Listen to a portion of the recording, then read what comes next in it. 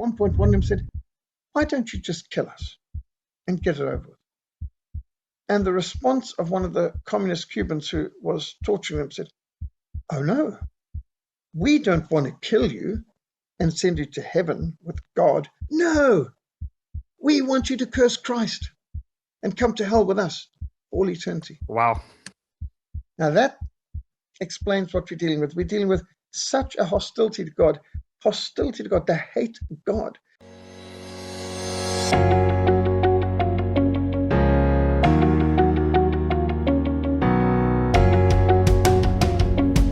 Hello, my name is Donald, and welcome to the #1 media company, WorldView.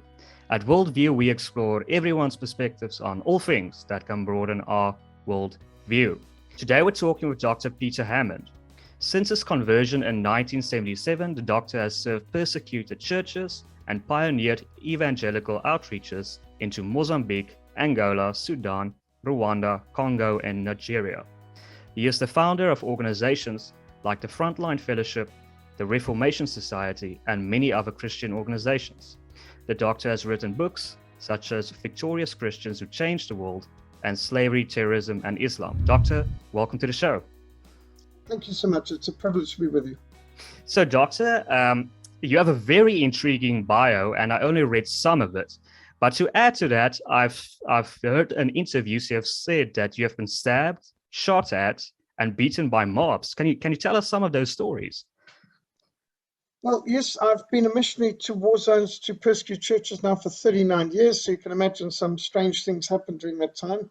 Not everyone's thrilled and ecstatic to hear the gospel being proclaimed, and I've had the opportunity of presenting the gospel in terrorist bases. I've actually gone out of my way in the 80s and 90s to get into SWAPO, PLO, ANC bases, ministered to Frelimo and MPLA soldiers in communist Mozambique and Angola, to ZANU and ZAPU in Zimbabwe, and cranked up the generator 16mm projector, shown the Jesus film to revolutionaries and terrorists. And I've been arrested in the course of this missionary work. For example, in 1987, I was locked up in Zambia under Kenneth Kaunda's one-party dictatorship.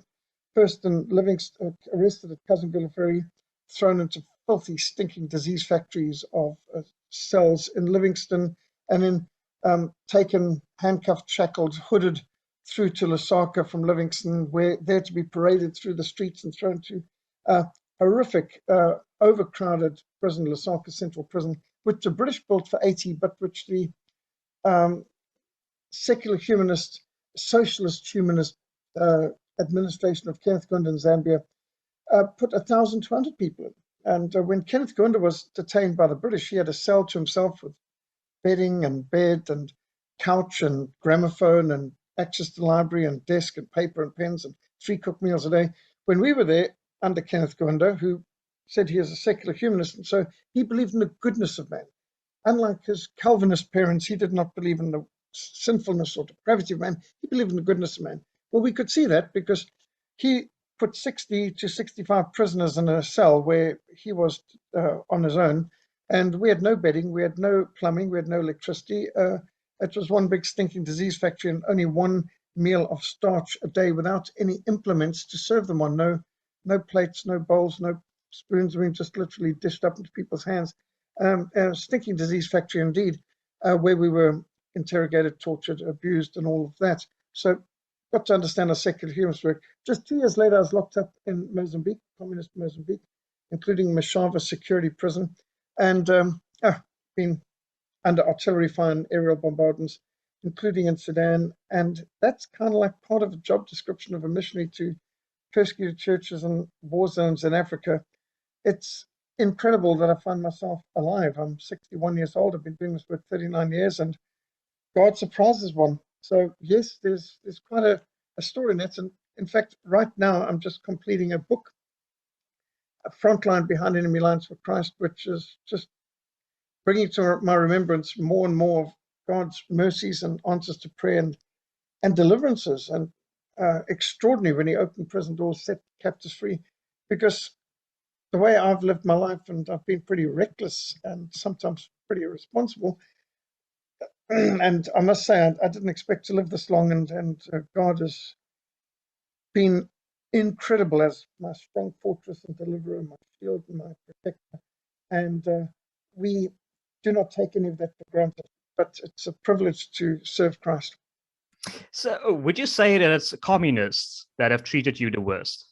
Is it basically the communist ideology that's behind the persecution of a person like you if you were to go into those territories?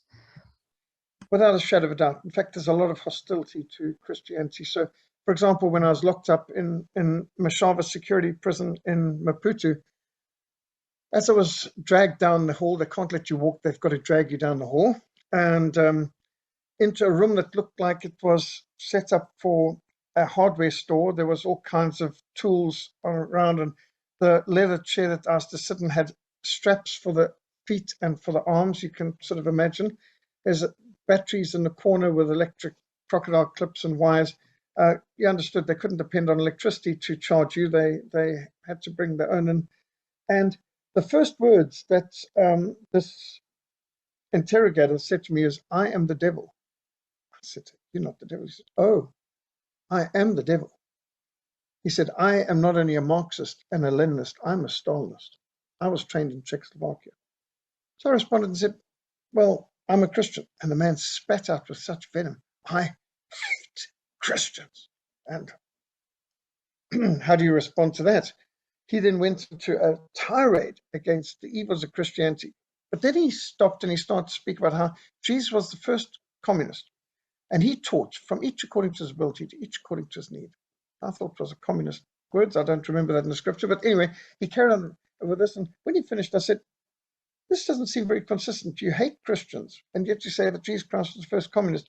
Why then do you spend so much time burning Bibles, banning Bibles, burning churches, if Christianity is communism in practice?" Well, then he went into a tirade against the evil Christians, and he even said to me that the book of Acts teaches communism, because after all, the Apostle Peter executed Ananias and Sapphira for refusing to redistribute to the poor.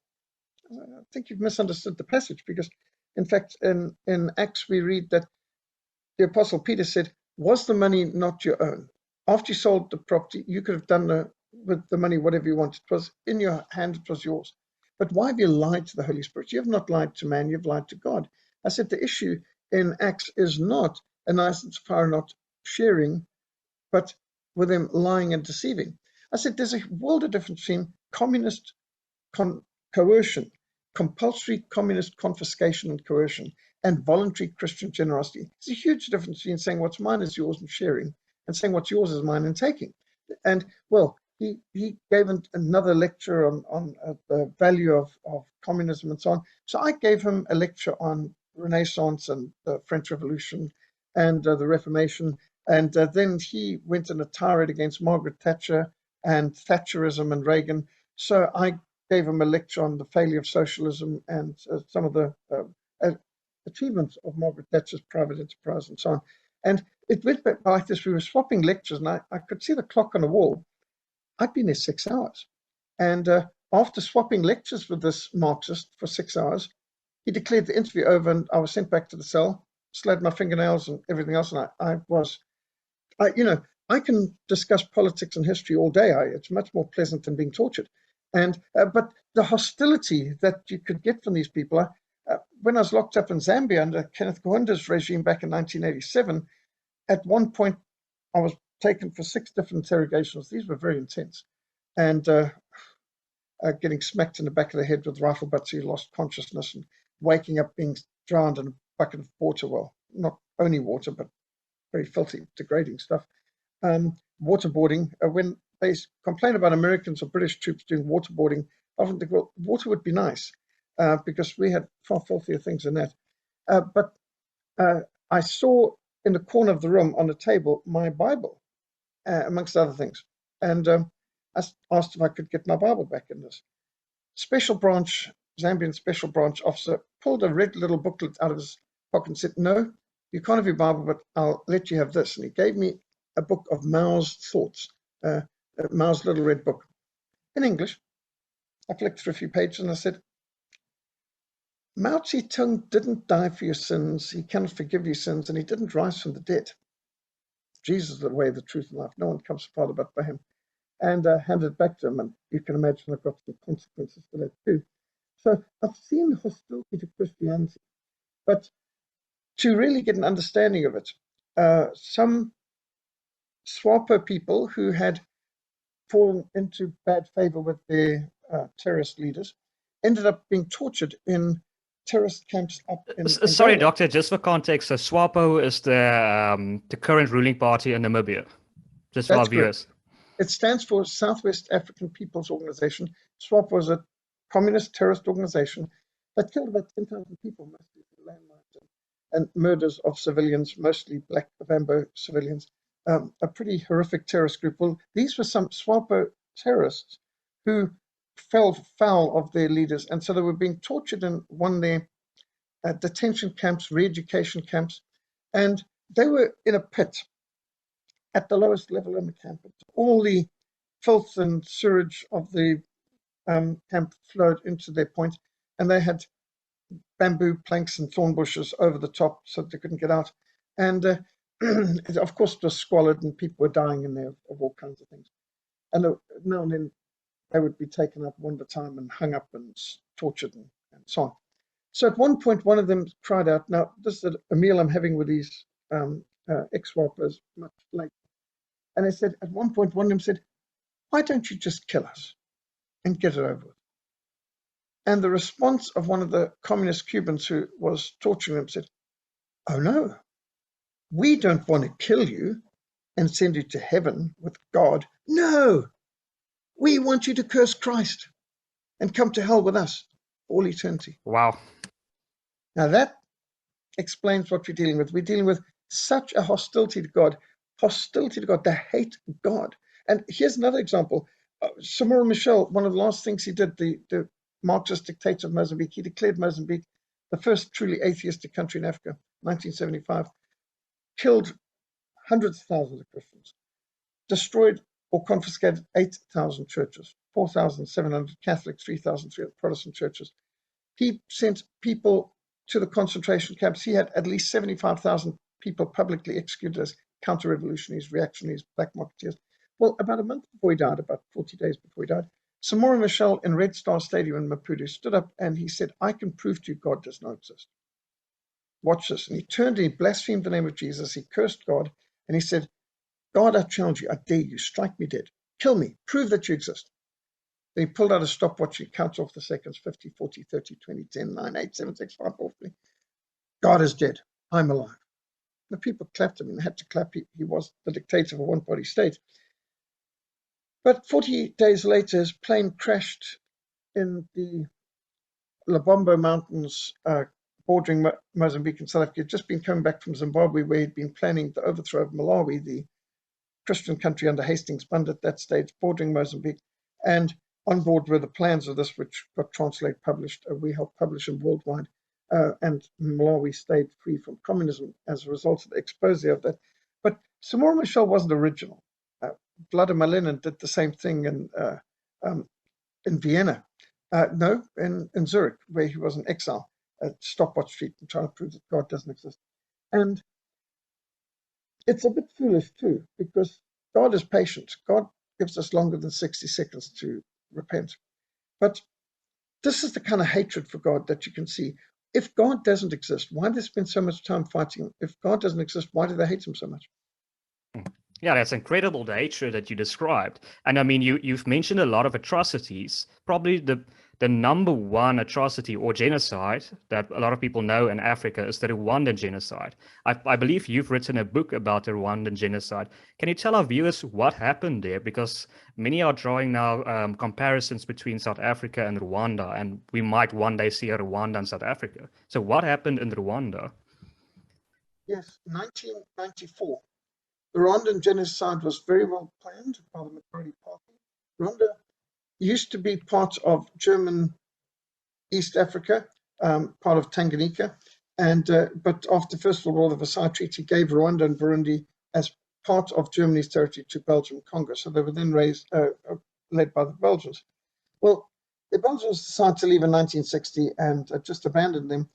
But the reality of, so they were French speaking, the reality of Rwanda is that the vast majority were Hutu, who were mostly farmers tilling the soil, and a minority, about 15%, were Tutsi, who were people who basically migrated from Ethiopia, and they were tended to be pastoralists. They had the cattle and tended to be better educated, tended to be wealthier, tended to have a high work ethic, tended to also be some of the richest people in the country.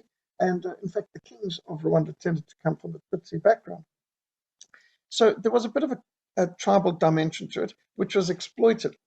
Now, the majority government, the Hutu government, of course, was a one-party dictatorship, MRND government. The Hutu government planned to genocide the Tutsi to basically distract the people from the failure of their government. Of course, typical Marxist socialist government, they'd failed in everything. People were terribly badly off and in many cases starving, and the economy had collapsed and unemployment high. So, of course, this all has to be the fault of the minority. Now, the minority were not only Tutsi, but the minority were mostly Protestant. So that's another interesting dynamic. So you had the tribal dimension, you had denominational dimension, and then you had the Marxist dimension coming, plus witchcraft.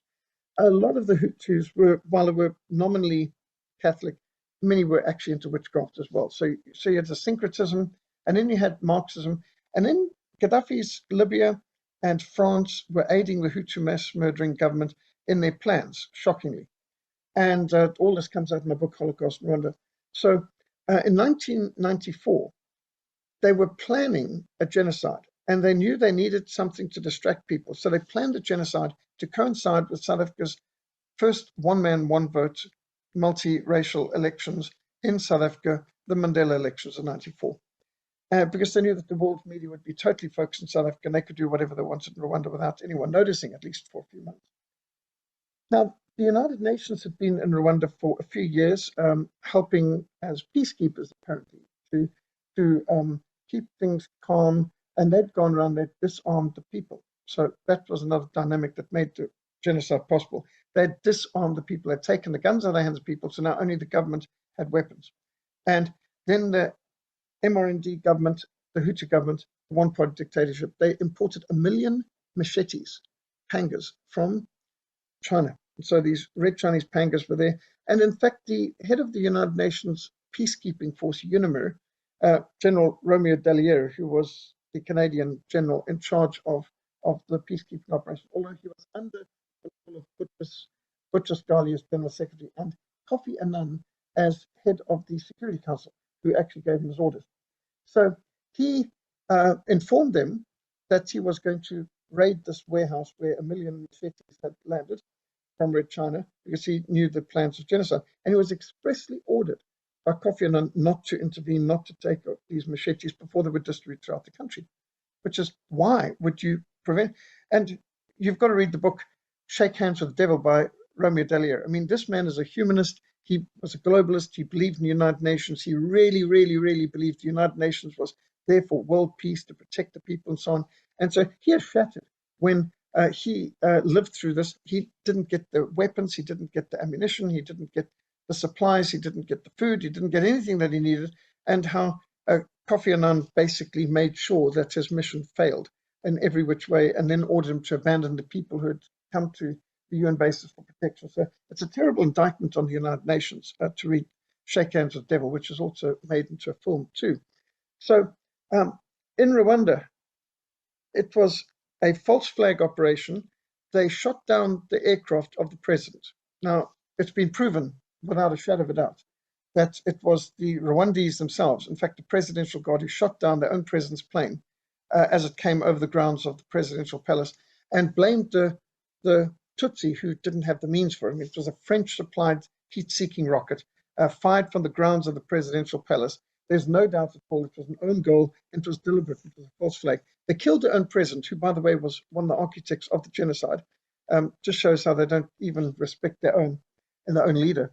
And then they blamed on Tutsi and then unleashed genocide. Now, from the beginning, it was well planned. They worked block by block, house by house. They had down where every Tutsi lived, and they were coming from in their homes. And then they had a dense network of roadblocks to prevent people traveling. if the people came to roadblock, they checked, and anyone who was Tutsi or married to a Tutsi or half Tutsi, they killed him at the roadblock out of hand.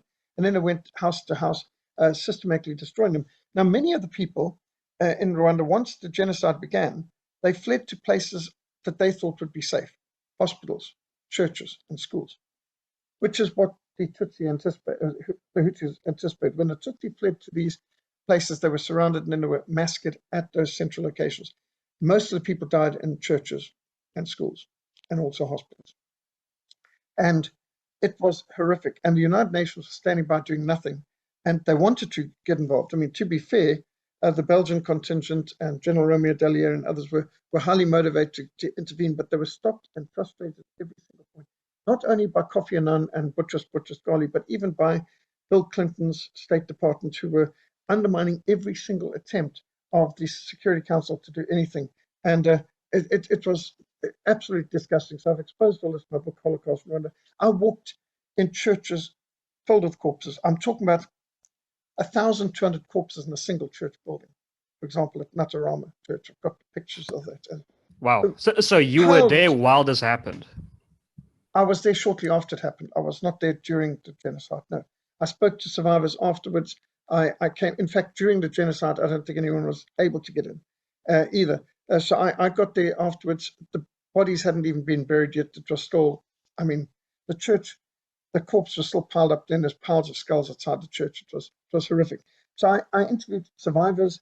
I took Bibles even to the prison, to many of the Interahamwe who were responsible. Because what happened was that while the United Nations did nothing good to save lives, that is, but abandoned the people, as documented by, for example, Shooting Dogs, or Beyond the Gates is another title that's been released on, where they had about 3,000 Tutsi refugees in a United Nations base, and then the UN decided to drive out, and as they drove out the gates, abandoning the people, the Interahamwe poured and killed them all. I've been to that place too, where the graves are. So these were some of what happened, but the French government was even worse. The French government continued to supply arms and ammunition for their genocidal Hutu mass murderers, the Interahamwe. And when the local people rose up, Tutsi refugees who had fled previous massacres in Uganda, when they poured in trying to stop the genocide, I mean, what chance did they have? David versus Goliath. But the incredible thing is, when the Tutsi resistance, that's the Rwandese Patriotic Front from Uganda, came in, they found that the mass murdering bullies who were happy to slaughter defenseless people fled the moment they met some armed resistance. Even though they were armed by Libya and by France and they had all the weapons there, they fled. And so as they were on the run and the David beat Goliath, the French suddenly deployed into action, and they deployed their French Foreign Legion to parachute in under Operation Turquoise, where they created a safe zone to which Interahamwe mass murderers could flee, and created a defensive perimeter to protect them from justice at the hands of the Rwandese Patriotic Front, the Tutsi, and withdrew towards the Congo, what was then Zaire, where they could flee justice. And so France, who could do nothing during the genocide, acted in order to protect the architects and the perpetrators of the genocide. And despite being signatories to the anti-genocide treaty, as is Canada, architects of the genocide, people responsible for the genocide, are living under protection in France and Canada to this day. And all of this needs to be exposed, which is why I also had Holocaust Rwanda translated into French, and I went to Paris to particularly launch the book there. I don't know how, everyone knows about the Rwandan genocide, but I think very few know why it happened, to whom it happened, who is responsible, what happened afterwards, what lessons we have to learn. And it's actually quite despicable how the mass media basically villainized the victims and victimized the villains. And then, incredibly, the United Nations, who had done virtually nothing to help the people who were being targeted, the Tutsi Protestants who were the minority, suddenly poured in vast amounts of aid to the Interahamwe and their families who had fled to Zaire, because of the fact that now the victims had become the victors. And this is the kind of thing that needs to be exposed. So people who think they know what happened in Rwanda don't actually. And they're not going to find out from a film like Hotel Rwanda, which is quite dishonest. Hotel Rwanda is filmed in South Africa with South African American actors playing Rwandese. There's not a Rwandese in the film. It wasn't filmed in Rwanda. And Hotel Rwanda is, in fact, you could call it Hollywood Rwanda, because There's no prayer, there's no church, there's no Bible study, there's no hymn singing. I mean, imagine here all these Christians being targeted, and they're in the middle of a genocide, the sound genocide run. There's not a prayer, there's not a hymn, there's no faith, there's no explanation. They don't explain why they're being targeted. And it's typical of Hollywood, that they ignore the core of the issue, and they villainize the victims, victimize the villains, and in it, they even gave the impression that the United Nations cared and were trying to do something to save lives, which really wasn't true. And then to make matters worse, in the Hotel Rwanda film, they made it out that this was a racial issue.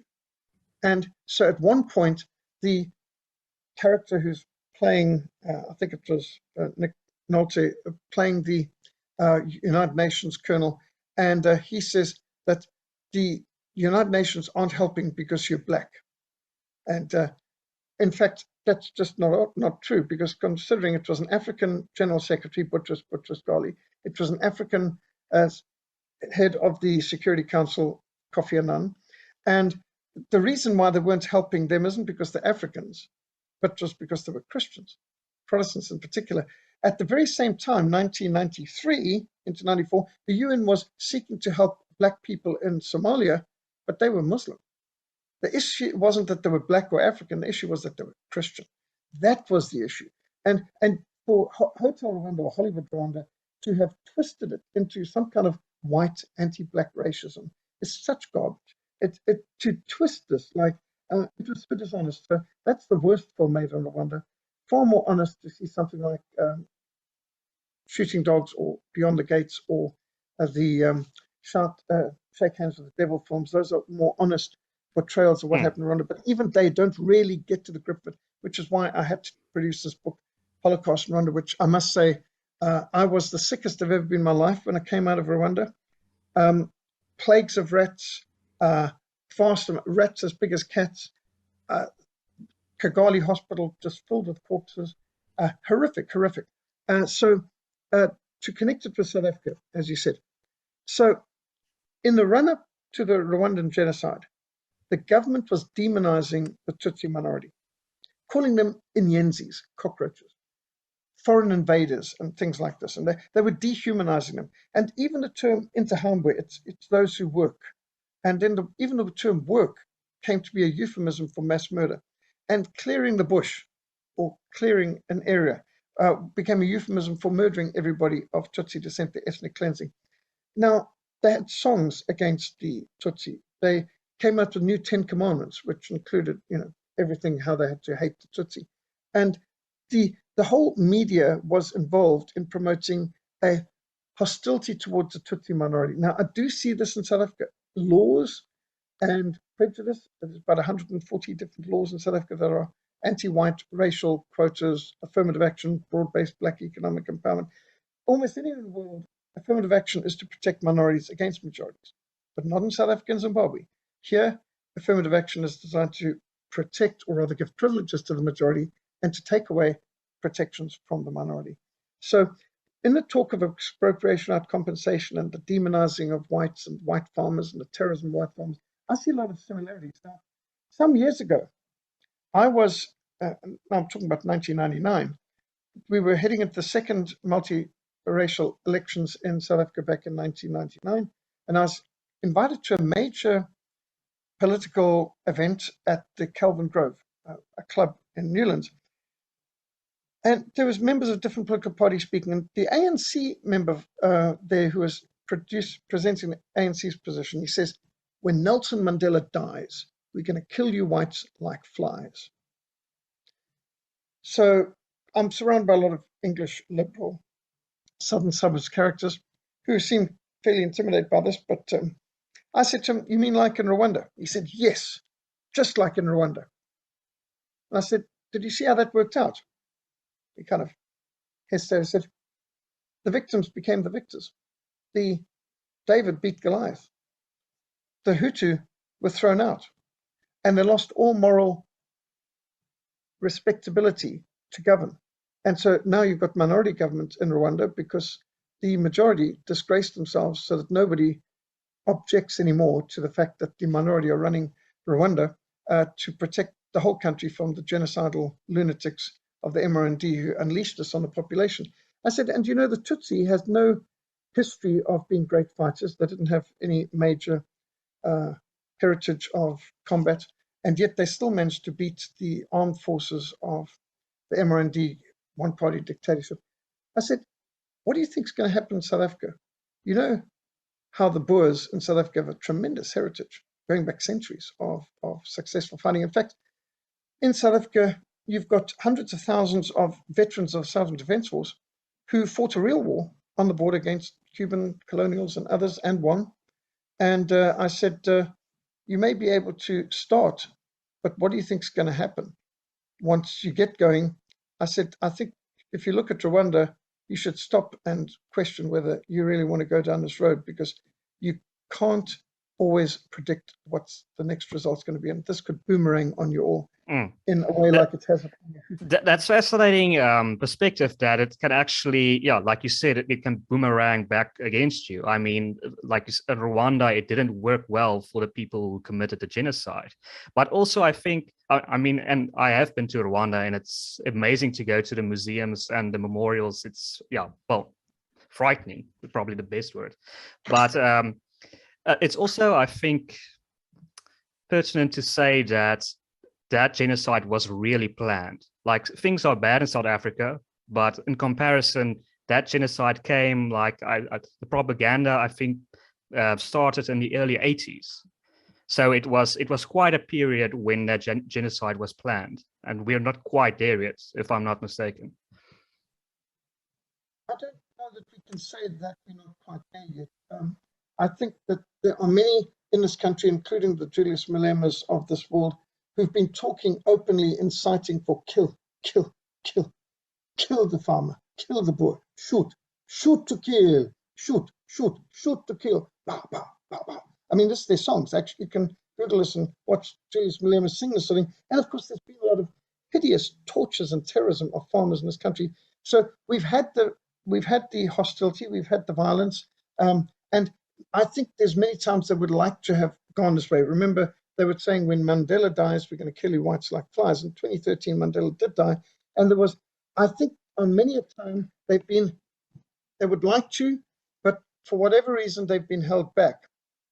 And I do believe the main reason is that you've still got hundreds of thousands of legal firearm owners in this country, actually 2 million. And you've got hundreds of thousands of ex-military veterans who served in a real war. Therefore, sorry, Doctor, I don't know where your mic is, but can you perhaps just center it more closer to your face? Right. Okay, there we go. Is that any better? Yeah, that's great. Sorry. Yep. The farmers. Yes. So I do believe there are many who want to do a genocide and who have wanted to launch it a lot earlier than now. And for whatever reason, maybe discretions come in, or they've been warned. But remember, Thabo Mbeki already in 2000 passed the Firearm Control Act 2000, which was later declared unconstitutional. We tried to strip everybody of firearms, that only government officials could have firearms. And of course, that completely failed. I mean, we're in a free fire zone, war zone, where we get more people die every year from murder than died in the entire 26 years of the border war up in Angola and all of that sort of thing. So we living in a violent society with an average of 23 to 25,000 murders a year. And as we just saw, for example, over in KwaZulu-Natal and Gauteng during July, during the looting spree, rioting, destruction, the police and army stood by and did nothing, whereas it was armed citizens and neighborhood watchers that preserved order or protected those shopping centers and areas that survived the looting sprees and destruction. And for any government to try and take away our firearms in times like this is immoral. Well, I'd say it's always immoral. Every genocide of the 20th century has been preceded by gun control.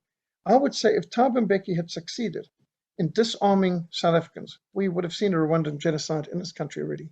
But because of the resistance, thanks to community radio stations, community TV programs, podcasts such as this, and being able to have alternative sources of media and having armed citizens, I believe that this is a protection. And I don't know if the average South African appreciates how we have escaped vastly worse fate than has befallen us because of having alternative voices in alternative media and having armed citizens. And it's extremely important that we keep these freedoms, because if not, there are some very evil people out there who, just like in Rwanda, were willing to commit genocide. And do you know the average age of the Interahamwe mass murderer who was killing the people? 13 or 14. Wow. The youngsters, the ones who didn't even know what they're talking about, but they had no compassion for someone who's different from them and who could just be like putty in the hands of these mass murdering leaders. And so it's a very serious possibility. I would say that there are people who've been planning and hoping for and seeking to stir up through propaganda and hate mongering a Rwandan genocide type targeting of whites, but not only whites, but also remember it would include the coloureds and the Indian people too, would also be targeted, Malays and so on. So this would not just be an anti-white genocide, it would be anyone who is not considered black or black enough. And when talking to some of these radicals, I've been intrigued to see what they define as black or not. So, for example, I quoted Prince Mangosuthu Buthelezi of Inkatha, and something they said, he's not black. I said, what do you mean he's not black? He's a descendant of Shaka Zulu. And they said, no, he's not black because he's for free enterprise and he opposed the ANC. And then I said, would you consider Ben Carson to be black? No, Ben Carson's not black. But he looks black to me. No, Walter Williams, no, he's not black either. And so it carries on. But funny enough, do you know that Bill and Hillary Clinton, they're black? So, in fact, it's actually got nothing to do with race when you get down to it. It's everything to do with politics. But this is the kind of mentality black people who oppose. Yeah, I'd mentioned Jonas Savimbi as one of the great black freedom fighters of all time. And I was saying, no, but he wasn't black. And of course, Jonas Savimbi was black. But because he was anti-communist, they reject him. So just another thing that might help people to understand this. In my street evangelism, and we've often been outside ANC and other political events, distributing tracts like the world's greatest revolution, which of course is Jesus Christ.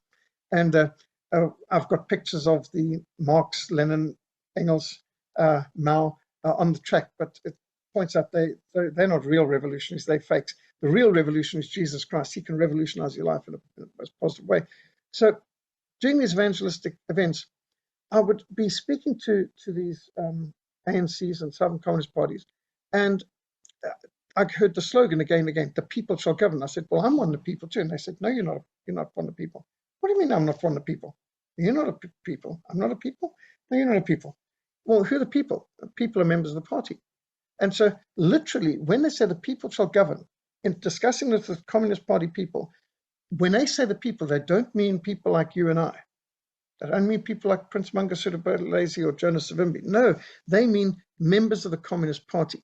So when they say the people shall govern, what they really mean is the party shall govern. So this just gives you a bit of an idea of the mentality.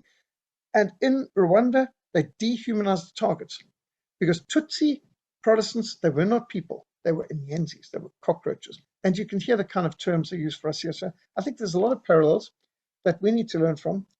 But I think our enemies need to learn also from it because, no plan survives contact with the enemy. War is very unpredictable and things can go against you very quickly, as many aggressors have found throughout history.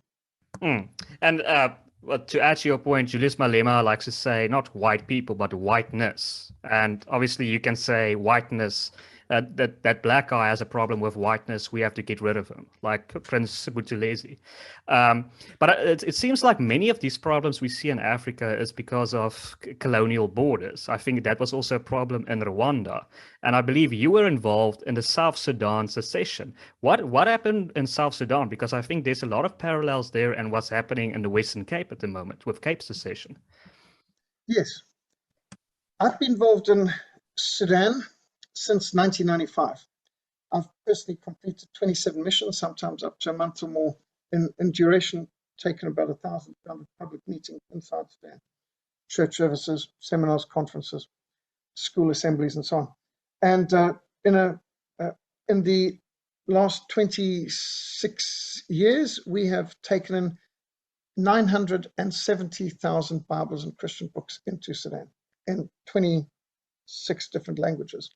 And I've helped to establish and supply with textbooks 100 primary schools, a high school, some Bible colleges. We set up clinics and refurbished a major hospital. So taken medical teams and trained the medics of the paramedics of the SPLA and also their chaplaincy corps. So I've been heavily involved in there.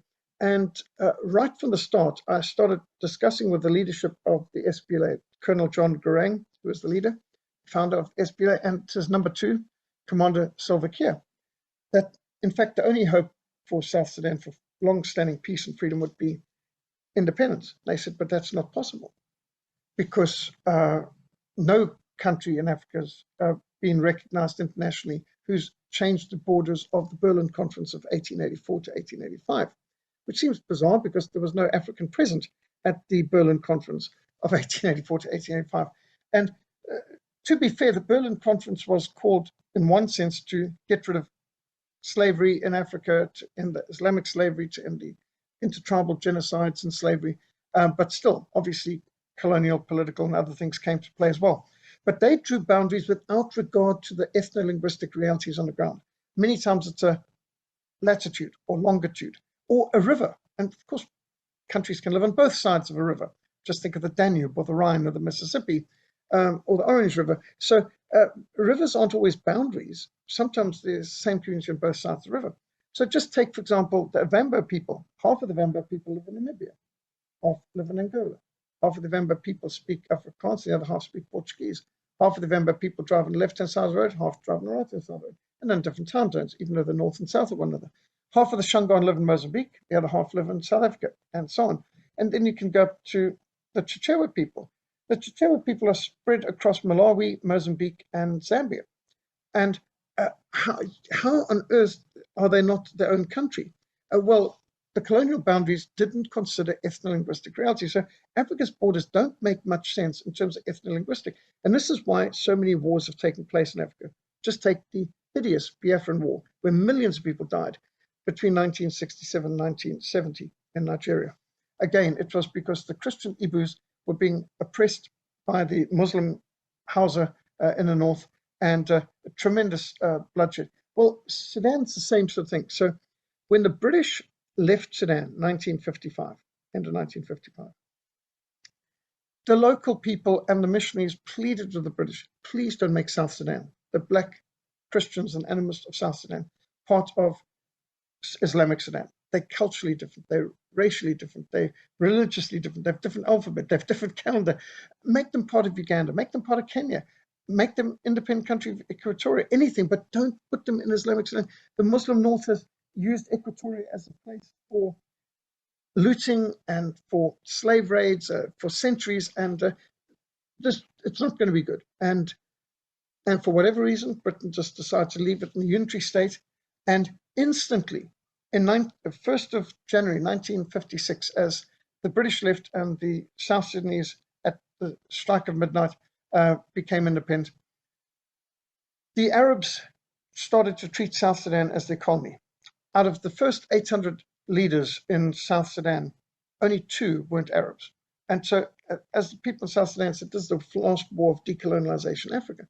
And the Equatorial Corps, the African soldiers of Equatoria, were told to hand their rifles in at the store, get on the train, go north. And this is where the war began, because the Equatorial Corps said, we're not handing in our rifles, we're the protectors of the South. And we know you Arabs, you've treated us as slaves for centuries. We're not going to hand in our rifles. And so this is where the resistance started. And what they called Anyanya 1, the first war of independence. Well, the Arab North has been brutal to the South. They Islamized the South. The people had to, Sunday is a day for school in the marketplace. Friday is the day of rest. You're going to speak Arabic. The children are beaten at school if they speak the home language. They had to speak Arabic. It was all Islamization, Arabization, and so on. And they were brutal. They burned churches. They killed Christians. They crucified Christians. They whipped women for not wearing the hijab. Pastors were arrested and whipped for having communion wine in a church, and Sharia law. It was bad. And so the South, for survival, had to resist. They had to fight back. They had to defend themselves. And so they fought this long war. And when I was trying to persuade the SPLA leaders to go for independence, they said, all we can hope for is autonomy, because they'll never accept redrawing the map. The map in Africa, it's been treated by the African Union as sacrosanct. You cannot question the Berlin Conference of 1884, 1885. So I said to them, you have to go for independence. You will always be a persecuted African Christian black minority in Sudan. unless you can redraw the map where you're the majority and where you can rule yourselves and have self-determination. Well, they didn't think it was possible. As recently as 2001, I was arguing with Commander Salva Kiir, who said it wasn't possible. Well, since 2011, by God's grace, Commander Salva Kiir is the president of South Sudan, an independent, internationally recognized South Sudan. So I was campaigning for this. I must have done well over 1,000 meetings internationally on behalf of campaigning for South Sudan's independence, recruited Franklin Graham into the campaign to promote independence for South Sudan, and he took it to President George Bush Jr. at the time to campaign for it. Sanctions were put on northern Sudan, and pressure was brought to bear until they stopped the persecution, stopped the bombing, allowed a referendum. And from 2005, there was a comprehensive peace agreement, referendum for independence, and they received independence in South Sudan 9th of July 2011. And praise God, this year we celebrate 10 years of an independent South Sudan. Now, that's not the end of the story. You still have the Nuba Mountains with an island of Christianity and a Sea of Islam up north, still in northern Sudan. You have Blue Nile Christians as well, who are not yet independent and free, but at least a good bulk, the South Sudanese, are free. We're continuing to try and help people in northern Sudan and in these Christian enclaves like Blue Nile and the Nuba Mountains, and they still need a lot of help and prayer. But astounding things have happened, and so it just shows you that those people say, oh, it's absolutely impossible. Well, it is possible if the demand and the will of the people on the ground is for freedom and self-determination. We know it's possible. In my work behind the Iron Curtain in Eastern Europe, I've seen Latvia, Lithuania, Estonia break free from the Soviet Union, free and independent countries. Ukraine and Belarus, free and independent. Slovakia, free now from Czech. And that was the Velvet Divorce. No bloodshed, peacefully done. Croatia and Slovakia, Slovenia of Yugoslavia, broke away, free and independent. So I've seen a lot of successful secession movements, and I'm convinced that it can work in the Cape, it should work in the Cape. And the independence of South Sudan, I think, is a great encouragement to all of us that at last the redrawing of the map from the Berlin Conference 1884, 1885, it's been accepted as possible. So now I think with that precedent, we can push ahead and hopefully see more ruinous situations and wars prevented by recognizing ethno-linguistic demographic realities on the ground. Just to also remind you that biblically, a nation is an ethno-linguistic people group of a shared faith. That's Missiology 101. It's also biblical. For example, the children of Israel remained Israelites, Hebrews, even after 480 years in Egypt. They didn't become Egyptians. Your nation is not determined by geographic accident. Your nation is determined by your parental ancestry. And so that's why the Bible has a lot of details about genealogies, who begat who, and so on. And remember, one of the biggest events in the Old Testament was the secession of Israel from Egypt. Let my people go. And actually, that was the theme of the South Sudan independence movement. Let my people go. They marched under those banners. And I think that that's a good biblical precedent. There's also the other one in Kings, where after the third king of the United Kingdom of Israel, Solomon's son, Rehoboam, when he was unwise and he tried to increase taxes on the people, the 10 northern kingdom tribes broke away to form Israel, and the southern tribe of Judah was separated. And as Judah mobilized for war, a prophet came and said, go back to your tents. This is of the Lord, which just shows that secession can be biblical. Well, we've got examples in the Bible like Exodus and the separation of Judah from northern kingdom of Israel. But to see that secessions can be of the Lord. Historically, of course, you've got some of the most successful nations of the world were the results of secession. Switzerland seceded from Austria. The United States of America seceded from Britain. We know that Texas seceded from Mexico. Norway in 1905 seceded from Sweden. Finland seceded from the Soviet Union and from Russia in 1917. And so we could go on. There's Namibia seceded from South Africa in 1990. And to be honest, they're doing better than we are right now. So secession, if you start to look at it, you can see many examples of where it's worked. And those people who say it couldn't work here, well, they're being very ignorant of history and unimaginative, because this is how history goes. And I believe we've got the force of history is on the side of decentralization and of secession movements. Just quickly, in South Sudan, did they declare unilateral independence or was it a referendum? It was a referendum. So what happened was the South Sudanese fought for independence. They managed to get a peace agreement agreed on a ceasefire by 2005. And 2005 comprehensive peace agreement made provision for a referendum within 5 years. When they held that referendum at the beginning of 2011, it was a 90-something% freedom, secession, separation vote.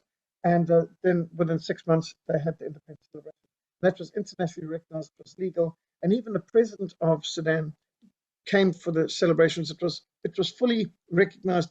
So at the end, it was all done in a legal way. It was instantly recognized all over the world. So I do believe that the best way to go about secession is not unilateral, but to go through the painstaking process of referendums, mandate on the ground, negotiations. Or, we want to avoid war. We want to do things peacefully. And we've got many good examples of that happening, such as Latvia, Lithuania, Estonia, Norway, Finland, Slovakia, and I do believe Namibia is another good example. So, yes, to take the patience and take the longer route, to do it in a legal, stable, peaceful way is always to be preferred. And the problem also probably with a unilateral independence is that not just a legitimacy issue in the rest of the world, but also a legitimacy issue in the country that just seceded.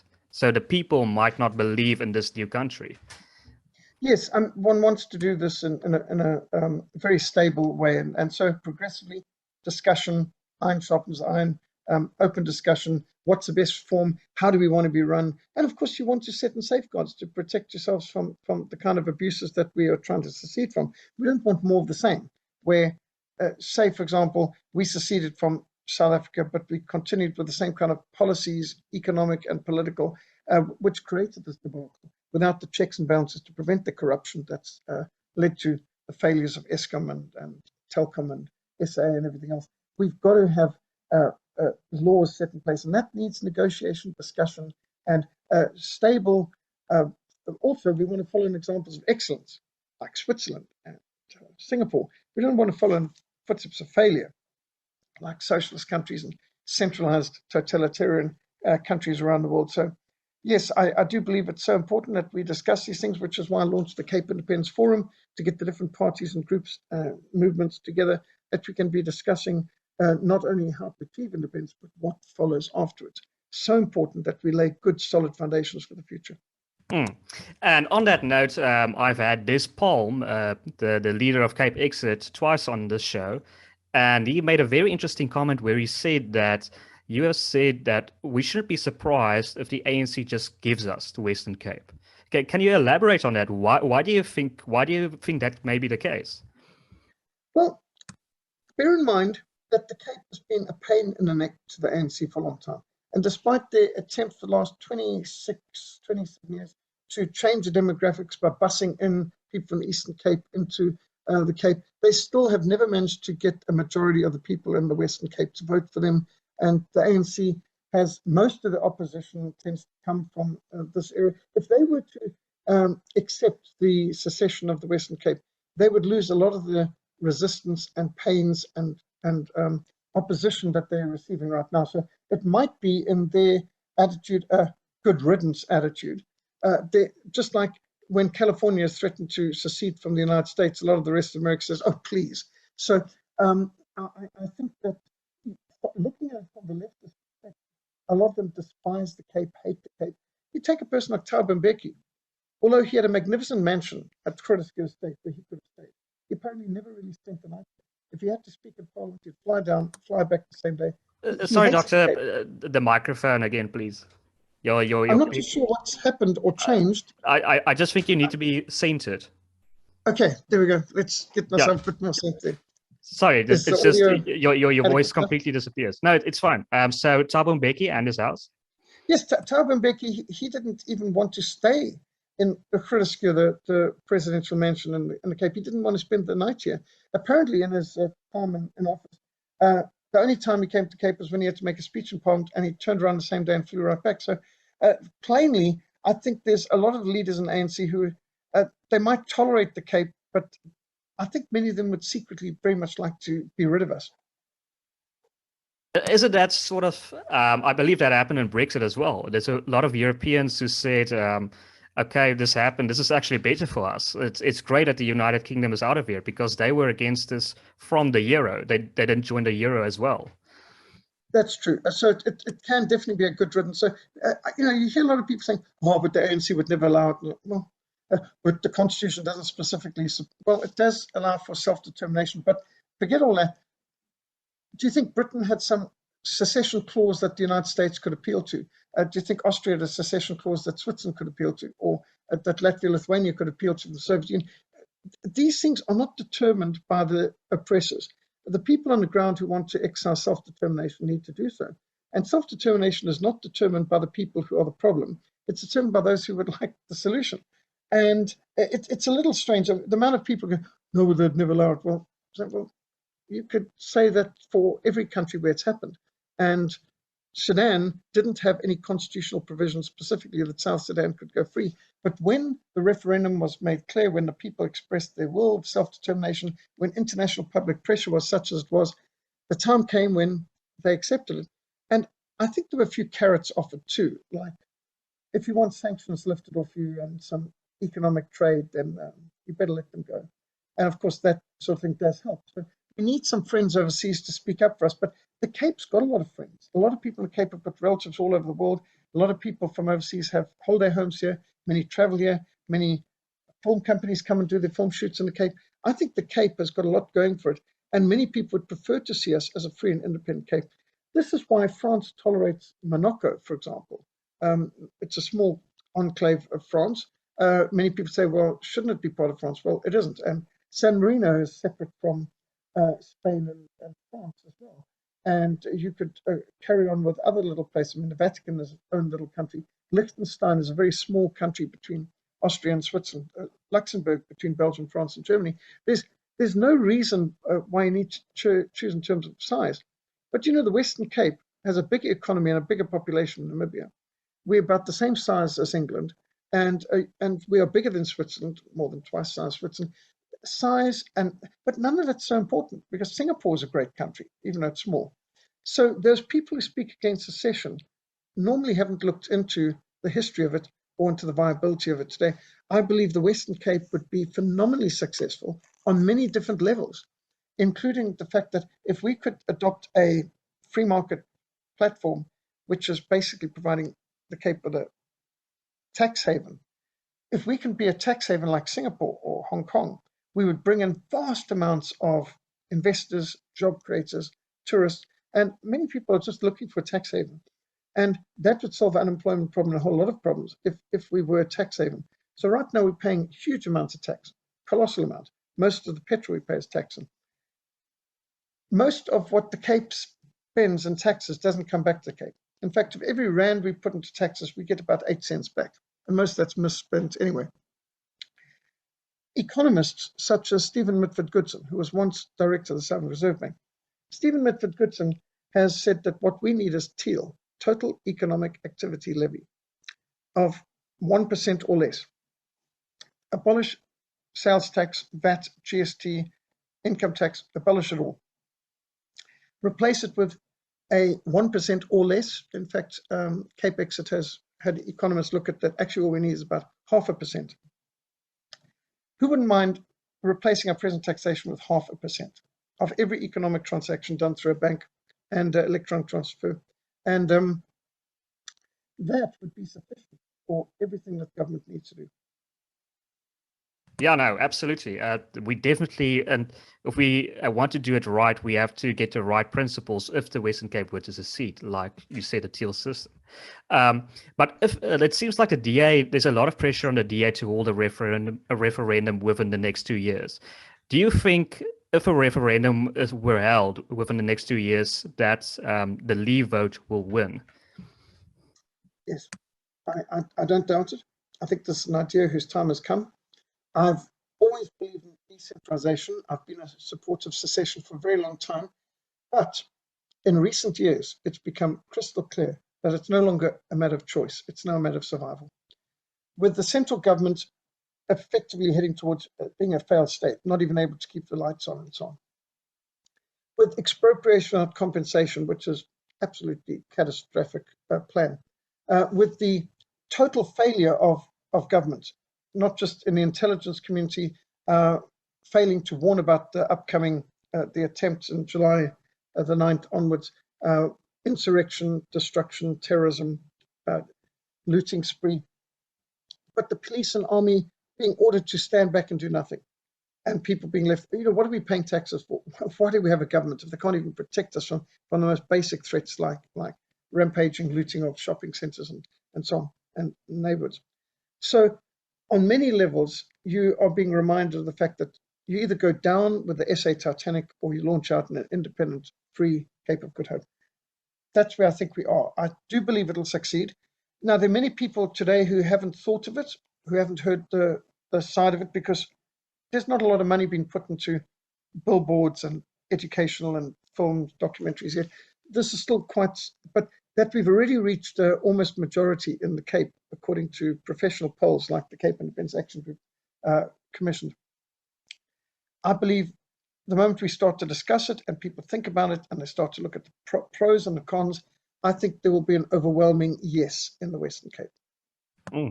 Well, great. Well, Doctor, thank you so much. This has been an interesting conversation. There's so many more questions I want to ask you, but I see our time is running up. I want to give you one last opportunity to add or plug or say anything that you want to. Thank you. Well, I have produced a handbook on Cape Independence, which is freely available on our website. We've got Cape of Good Hope .Africa, Cape of Good Hope .Africa website. You'll find a whole lot of videos, audios on eyewitness successful secession, and on both PowerPoints, videos, audios, and of course the handbook, and a whole lot of links to others. So we've also got a Facebook page called The Cape of Good Hope, and you will find a lot of inspiring materials there. So that's just on the Cape of Good Hope independent side it goes. But also, if people want to get hold of me, my personal email is peter@frontline.org.za. peter@frontline.org.za. My website's frontlinemissionsa.org, frontlinemissionsa.org.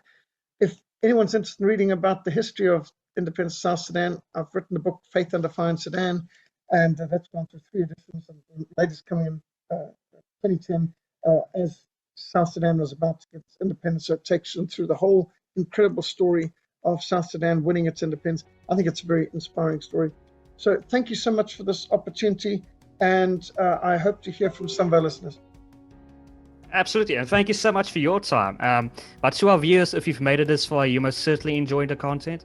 Please consider liking this video, sharing it as widely as possible, and subscribing to our channel. My name is Donald, and you've been watching WorldView.